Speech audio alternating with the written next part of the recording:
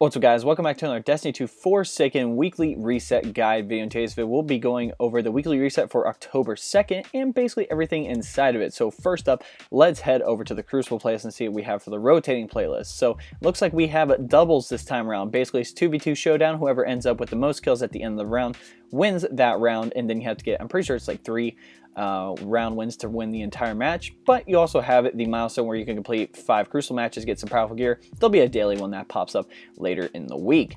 So over here to the Vanguard, let's see what's going on. So first up, we have Ikora's daily heroic story missions. Obviously the missions change, but these perks over here, well, these two do. This one doesn't. So it looks like we have Arc Singe. So obviously any arc damage from any weapons or I would say subclass is going to do more damage. And then obviously these two perks change around daily and whatnot. So all you have to do is complete 3 of those and you'll be able to get some powerful gear. Looks like for strikes, same thing. Complete a strike for the daily and then weekly. Complete strikes using the same subclass of the same light element as a team member. Obviously, it's going to be arc, so I'm assuming most people are going to be trying to use the arc subclasses to be able to put out a lot more damage. So just keep that in mind. Like, definitely try to match up with people so you can get it done very quickly. Looks like for the Nightfall, obviously you can complete a Nightfall strike, and then if you get a Nightfall strike with a team score of over 100,000, you actually get some more powerful gear drops. So let's check out the 3 Nightfalls we have. Oh, we have the Lake of Shadows. So this one's pretty cool. Obviously in the EDZ, you're facing a Taken Phalanx and whatnot here. I don't really know what the reward is for this one. Obviously this was PS4 exclusive for the first year of D2, so I guess we'll be able to figure out on Xbox here. Next we have Tree of Probabilities. Contain a rampant army of Red Legion with the Infinite Forest. Obviously this is that Red Legion army thing inside of the Infinite Forest, all that great stuff. Nothing too crazy here. You get the DFA hand cannon as the reward. And then we have the arms dealer, which is the strike in the EDZ where you face that giant green Cabal guy. He gives you an exotic sparrow as the Nightfall exclusive reward, which is pretty cool. So that seems to be the Nightfall this week. All right, we're here at the Drifter. Let's see what his weekly bounty is this time around. All right, let's see. Right here we have on the grind, earn points by defeating enemies, defeating guardians, and banking modes, and this will give you a powerful gear drop. And then obviously for his milestone this week, all you have to do, I'm pretty sure, is complete 3 gamut matches. There'll be a daily bounty that you can actually, not bounty, but daily challenge you can complete as well. That'll also drop some powerful gear for you. The flashpoint this time around looks like it is Mercury. So obviously for the flashpoint, you can actually complete the, the heroic missions or heroic adventures, and these actually count for 35% of the flashpoint. You can obviously complete public events and loot the lost sector as well, and those things will count toward completing the flashpoint this week. Okay, we're in the Dreaming City, and yes, last week we apparently dispelled the corruption, but the thing is, now we are on this 3-week cycle to where basically, like, everything's fine now. But in the next 2 weeks here, we're going to be able to go back into the Shadow Throne because of Savathun's wish. Basically, it's an unending thing to where she can feed her worm and not have to worry about doing it herself. And that's basically what happened when they killed Riven and all that great stuff. So if you go to Petra here, obviously her milestone is completing 2 of the weekly bounties. But if you come here, it says the Broken Courier mission. We already did this, right? We already did this one, technically. So that's pretty crazy. It looks like we're going to be able to complete these once every week and be able to do that, which is pretty sick. So obviously that's the one quest step. Get some powerful gear there. Next we have the War for the Dreaming City. Basically just complete 8 of the Dreaming City daily bounties. You'll be able to get this one done. Next is the Ascendant Challenge. I will be going over that later in the week for you guys. I definitely like doing the Ascendant Challenge, and I like trying to find some of them off Kara Bones for some lore. Next up we have the Gateway Between Worlds, which basically all you have to do is complete Blind Well tier completions. The higher tier completions you get, the more percentage you get. So if you do tier 4, that's 40%. So probably recommend doing that. Obviously it's probably going to be Scorn this time around since it was in that first 3-week cycle there. Plus you get the Offering of the Oracle, turn it into the Oracle, and get some other gear as well. Okay, we're here at Spider. Let's check out his bounties and what he has. Obviously, he has his daily Tangled Shore bounties, which give you a lot of glimmer, but you can also do his wanted bounties and trade it in for Ghost Fragment. So, like, first up, we have the Sheoted Partisan, which can be found in the Conflux on Nessus. Then we have the Palace Siegebreaker, which you can find at Thieves Landing in the Tangled Shore. Then you have the Sunless Captain, Escapee in the Terminus East in the EDZ. Then you have Zur's the Unstoppable Weight, which is in Pathfinder's Crash in the EDZ. Next you have Golmut, which can be found in Cargo Bay 3 on Titan. Next you have the Ruin Mine, which can be found in the Aphex Conduit on Io. Then you have Vargul, Fragment of Oryx, which you can hunt down the Cavern Souls in the EDZ. Next we have Pandrock, Pillar of Nothing, begin your hunt in the Sanctum of Bones on Io. Then you have the Devourer Drog, begin your hunt in Skydock, yeah, that's 4, Roman numeral, in the EDZ. Then you have the Subterranean Mine, begin your hunt in Pariah's Refuge on Mercury. Then you have Irzik's Partisan, which can be found in the Gulch in the EDZ. Next you have Hirax Familiar, which is in Cyrus Watch on Titan. Then you have the Splendid Mine, begin your hunt in the Glade of Echoes on Nessus. And finally you have the big boy, which is the Adventure. It looks like we have the Gravetide Summoner again, which I'm assuming is on Titan again. So if we go to our destination tab here, head over to destinations. I'm pretty sure this one is on Titan. Let's check it out. Let's see if it's here. Should pop up like right over here. Yep. See, Gravetide Summoner, so it's going to be in the Lost Sector over here. And if you guys want me to drop a guide on how to complete this, just let me know in the comment section below. I don't know whether to or not. I know a lot of people do.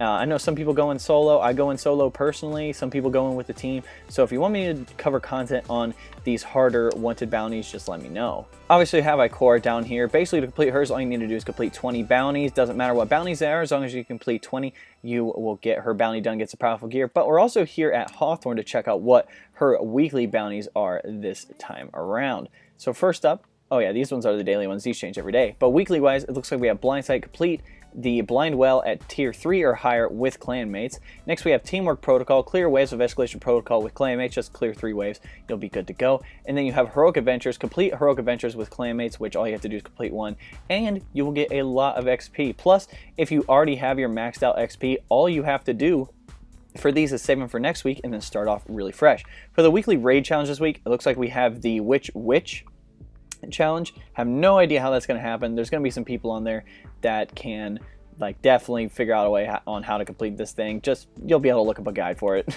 If you still like to do the Leviathan raid, come down here to Benedict 9940, the Emperor's Advocate, and you could still potentially get some gear. Oh, hello, Bursting.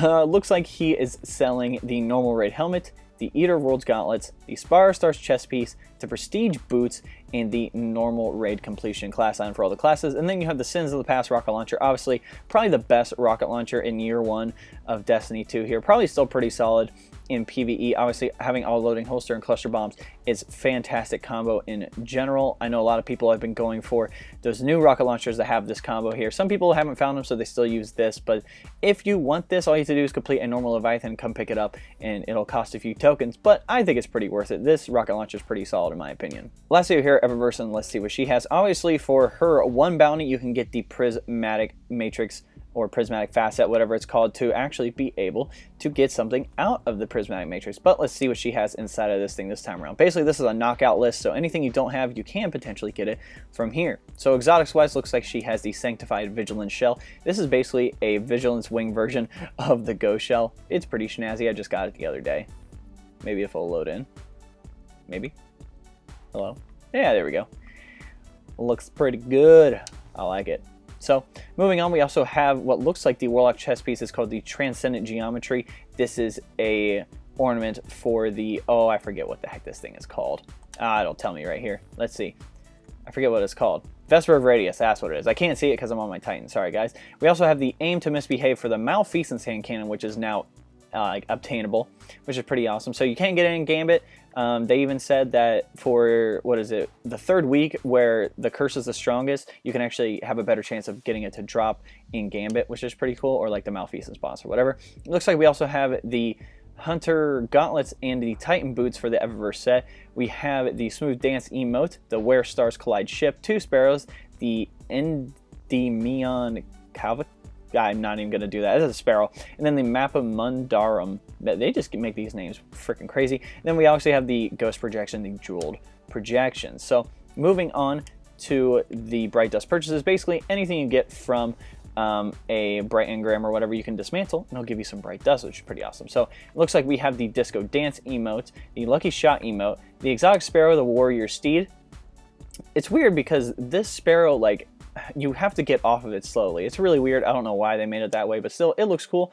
Next, we have the Frago Junium Sparrow, the Bicameral Promise, and the Dust Carrier Ship. Ghostwise, we have the Iris Map Shell. Ghost Projection, we have the Crucible Projection. It looks like we have the Gauntlets for the Eververse set for every class, so if you go on with your Hunter, it should have the Hunter Gauntlets there. For Telesto, we have the Dread from Below Weapon Ornament. I really like this one on here, man. Oh, that is so cool. And then it looks like we also have the Trust Ornament, which I'm going to pick up here. because I do not have it yet, but we should be able to go in and check it out. Makes it kind of like ivory. Yeah. Oh, that is so cool. I can't wait to attach that, man. We also have transmount effects. We have Green Beam and the Taken Arrival, 2 shaders, Desert of Gold, and the Source Modular Shine, and then obviously we have the boons of the Vanguard and the Crucible, and the Fire Team Medallion. Alright guys, this seems to be it for the weekly reset guide video. If you want to help support me, there'll be a link below. It's the best way to support me. I'll take you to a 4-minute video. If you want to go check that out, that'd be awesome. But if you don't want to do it, you can always like this video, subscribe to the channel, share this video, turn that notification bell next to subscribe if you want to be notified when I drop some new content on the channel. And then comment y'all want to see below again. Making content for you, whatever you guys want to see, I'll try to get out there as quickly as possible. Also, we have the Discord link below. So no requirements to join the Discord or anything like that. We obviously have some text chats going about Destiny 2 for and some upcoming games like The Division 2 Anthem. And then we have some voice chats, so if you want to talk to me. I know for myself, I'm on Xbox, but for you PS4 and PC guys who want to talk to me on there, that's going to be the best way to do that. Alright guys, hope you enjoyed this video. We'll catch you next time.